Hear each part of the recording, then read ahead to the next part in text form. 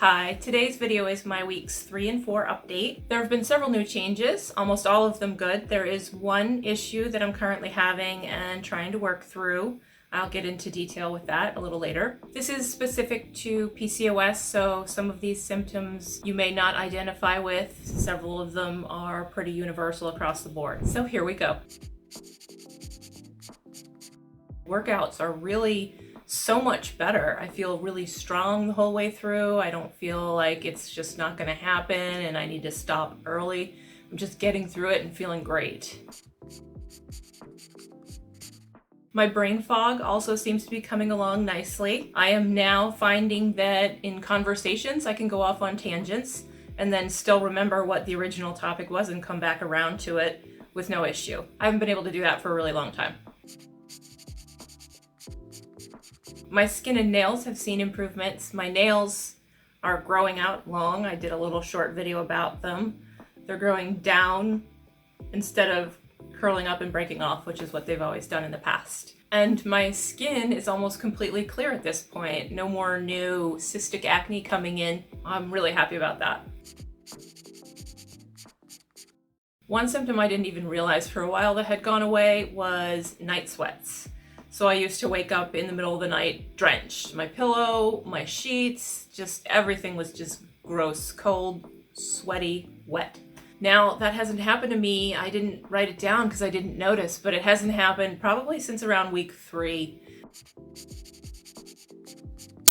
This issue is PCOS related. I had a lot of breast tenderness and pain, typically 2 to 3 weeks out of every month, and I'm not really experiencing that anymore. I did take Dr. Bright's advice, and I've been taking 2 to 3 drops of the Lugel's solution iodine every day, so that's probably part of it as well. Also, I used to have a situation where one of my nipples would become engorged and just stay that way for 2 to 3 weeks also. And that would become so painful that I would wind up having to wear Band-Aids or a nipple shield just so that I could put my clothes on or take them off. Any change in pressure or even just the air touching it was extremely painful. So that had been forming when I first started the diet, and within a few days it was gone. Typically once it starts, it goes for 2 to 3 weeks, and that's just how it's been for decades for me.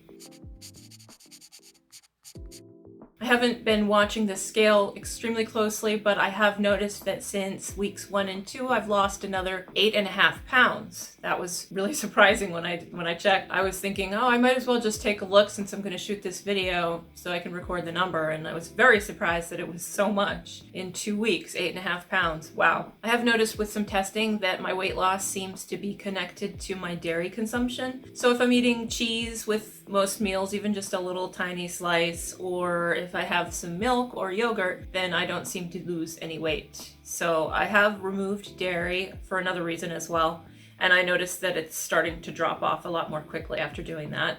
I'm doing a really high fat version now, so I try to shoot for 80% fat to 20% protein in my foods, and sometimes I even go higher with the fat ratio. And I'm finding that I'm not really hungry more than twice a day anymore. I'm trying to obey my natural hunger signals and not just eat according to the old schedule of breakfast, lunch, dinner. So in doing that, I definitely am only really wanting to eat twice a day anymore.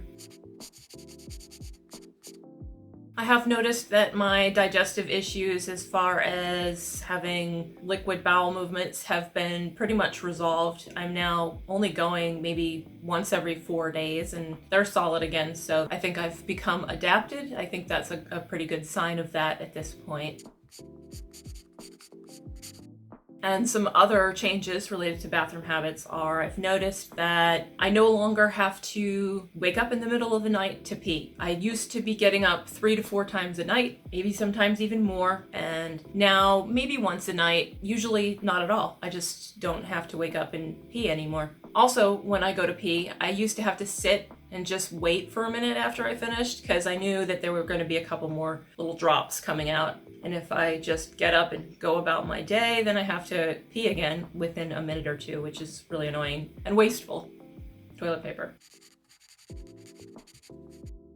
And finally, there is one thing that I'm having trouble with. I have made a video about it, just asking for some help and advice from other people trying this way of eating.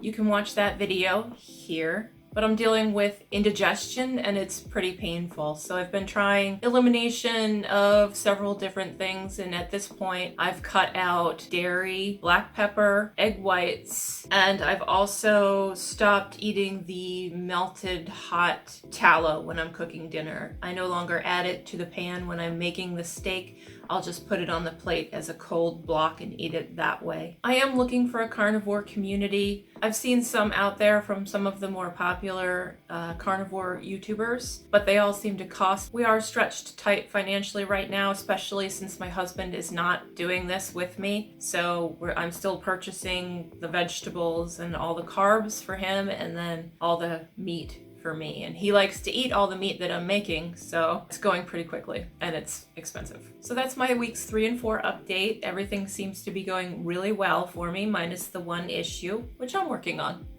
I'll figure it out. Thanks for watching, and please remember to like and subscribe for more updates. Take care and stay healthy. Bye.